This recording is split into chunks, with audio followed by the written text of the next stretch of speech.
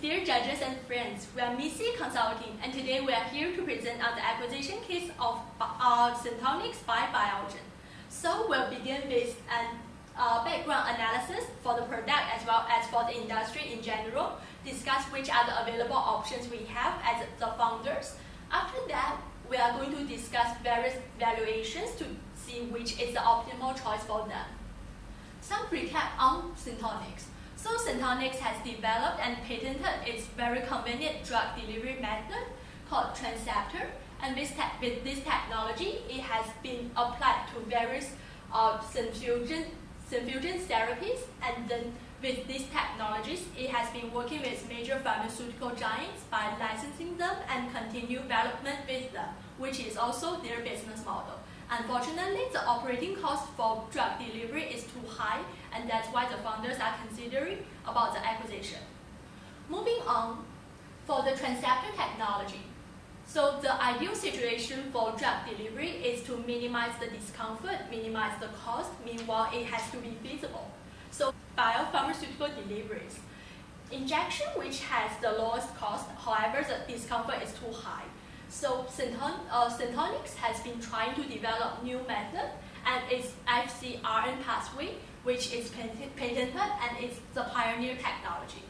The inhalation can reduce the discomfort greatly, meanwhile it can also reduce the frequency of injection. That's why we think that the growth potential for this is really high. Meanwhile, the potential for commercialization is high as well, since other technologies have incurred much higher cost in terms of the development, and the technology is not mature enough like Synthonics. With this technology, Synthonics has been trying to develop synfusion applications, and here are some diseases that they are working on at this moment. Unfortunately for anemia, they have stopped it and then missed the best period for market entry. So our valuation is going to focus on the other diseases. Hemophobia here we feel that has the highest competitive advantage because Synthonics has been working with other pharmaceutical companies in terms of the drug development, and it's one of the pioneer in this sector. Meanwhile, for multiple sclerosis, which also has a really huge market potential, but unfortunately, Biogen has acquired 40% of the market share. So in this case, we feel that their technology might be more advanced than Synthonics. So in the acquisition case, the advantage for Synthonics is not as high in multiple sclerosis as compared to hemophobia. So here are some main characteristics of the pharmaceutical industry. First of all, the initial investment required is really substantial in terms of the capital investment, the equipment, research, and development. So as a result, the barriers to entry is really great, and also the patents is highly valuable in the industry. Furthermore, the supply chain and the ingredients are mainly controlled by several pharmaceutical giants, and as a result, startups like Synthonics is going to have a really difficult time trying to survive. Commercialization is really difficult in this sector since the development phase is going to take really long time. Meanwhile, the regulations are strict, and the survival rate for pharmaceuticals are not as high as other sectors. So as a result, these characteristics has posed significant difficulties for Synthonics to continue its development and survive. So we are going to talk about which are the available choices for Synthonics at this moment in order to maximize its own benefits. 应该是4分钟。OK， 开始了。Greetings, judges and friends. Let me. 他已经说过了，你就说 follow。 Okay. 你就可以直接说。Let me introduce and explain our proposal for Synthonics' future.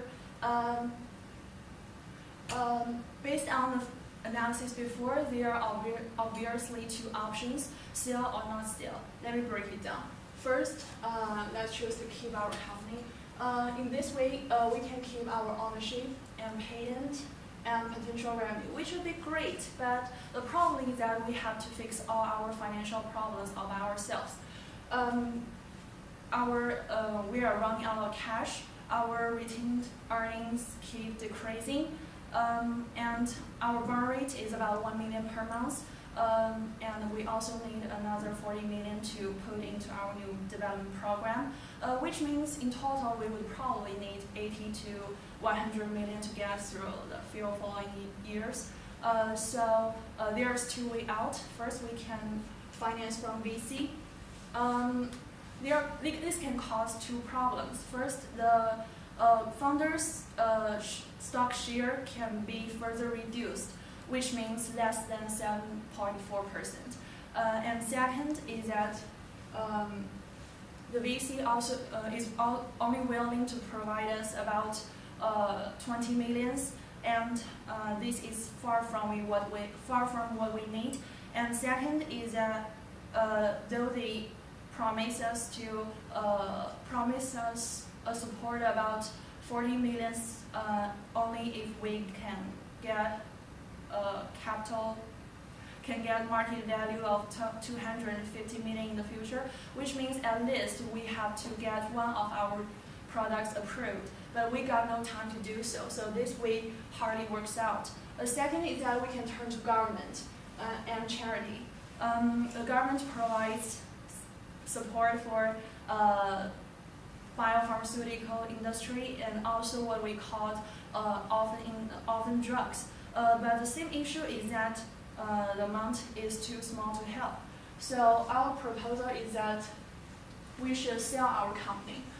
In this case, we can be financially safe, and we can get access to all kinds of biological resources, including infrastructure to produce and commercialize our products in the future. And the problem is how and how much. The first strategy one, we can accept a buyout. The second is that we can only sell 70% of our stocks. Here comes the problem of the payment method. First is all by cash or by cash and stocks.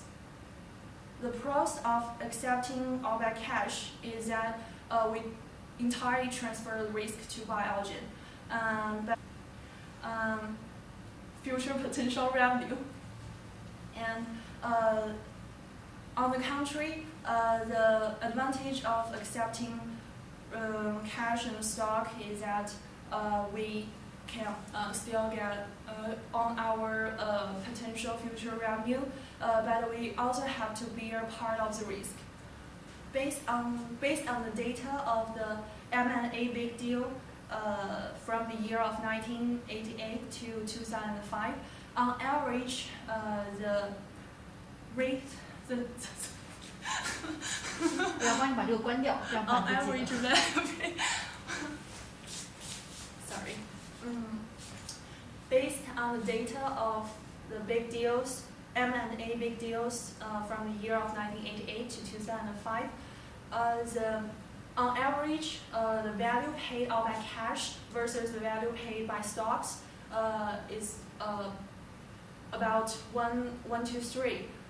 So based on MECE analysis before, we can see Syntonix is actually promising, which means Biogen's stock will probably rise if they bought us. Therefore, we prefer a payment method of 25% of cash and 75% of stocks. And the last strategy is that we only sell 70% of our stocks. Though this is perfect for Syntonix, but our concern is that it's hard to acceptable for Biogen because they are too high risk. But we can also propose it and try to negotiate with Biogen. Based on the analysis before, we prefer to accept a buyout paid 25% by cash and 75% by stock, because this is both ensure our profits and reasonably acceptable for both sides. Next, Yutian will introduce the valuation process and give you the price. Thank you. 螺丝宝宝。 Okay, so now I'll talk about the valuations and strategies our companies can take. So when doing valuation, we dissect the task into two major parts, cost and revenue. And three major cost components of our company are namely the operating cost, research and development cost, and cost of capital. And for the operating cost, we use the company's current burn rate at around $1 million per month. We think that this rate is appropriate because Syntonix is a research and development lab, and it can maintain its lab size for future development on its current product lines. We also collect the PPI index from 1996 to 2006, and we extrapolate that index for future inflation and production factor. We then added that PPI index to our cost in operating. The research development cost, we used Syntonix past spending on anemia and hemophilia research and development, and we use that for future cost analysis. We also assume an average 10 years of going from phase 1 to phase 3 in research and development. Now finally, when calculating cost of capital, we used the 20-year US Treasury bond yield in September 2006, together with pharmaceutical industry's average unlevered beta. Coming to the revenue, we calculate the revenue individually based on the company's different product lines. We collect the market size of different products, namely hemophilia type B, multiple sclerosis, and infertility drug. Then we predict its future growth period of those products together with the final market share of those products after that growth period. The probability factors are then added to the different products' revenue stream in the future. Last but not least, the royalty rate with companies such as Serono and Biovistrom are added to the revenue from multiple sclerosis and infertility drug. We make further assumption on biopharmaceutical market growth rate at around 6.7%. This is the industry's average growth rate, which we think can fit into our future projection. We also assume that Syntonix can get 1/3 of hemophilia type B's market after 10 years of growth period. With our product's key comparative advantage to existing treatment, we believe that this assumption is rational.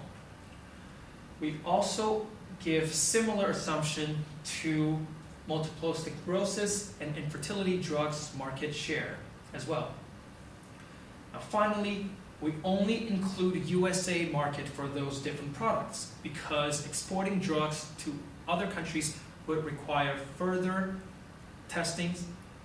Hence, we believe that the revenue from foreign market is not that relevant to our estimate at this point.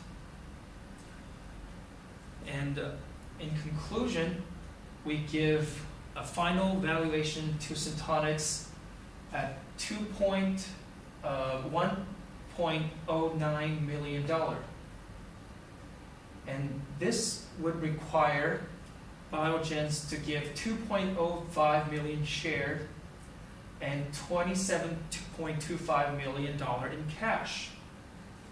We strongly believe that this buyout plan would not only benefit Syntonix and assure its future operation, but also benefit Biogen Incorporation by diversifying its portfolio with a promising partner. And thank you very much for watching.